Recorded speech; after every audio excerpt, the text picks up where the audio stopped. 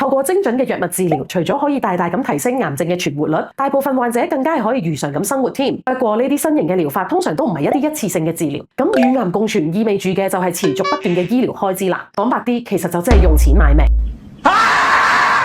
所以與癌共存另一方面係一個對經濟極具挑戰嘅旅程，唔單止係對患者本人啊，對家人同朋友都會帶嚟一定嘅壓力。喺呢個過程當中，保險就可以扮演一個重要嘅角色啦。咁平時講嘅醫療保險就需要住院或者手術先可以 claim 啦。咁呢一啲新型嘅療法係食藥打針就可以噶咯，又有冇得 claim呢？其實而家大部分嘅醫療保險都應該係優化到可以涵蓋埋癌症治療。不過值得關注嘅係，由於呢啲新型療法費用高昂，而且需要持續嘅治療，一般嘅住院醫療計劃就未必可以好有效咁解決到呢方面嘅醫療開支啦。咁市場上咧就有一啲癌症治療保障或者大額醫療計劃，喺呢個時候就可以好幫到手啦。所以建議大家即刻聯絡翻自己嘅 agent， 檢視翻份醫療保障範圍，同時了解一下癌症醫療或者大額醫療保障會唔會更適合自己嘅需求。始終保費肯定遠遠比醫療費平好多啊嘛。咁如果有足夠嘅醫療保障，就可以安心治療，同屋企人繼續一齊去行人生每個階段啦。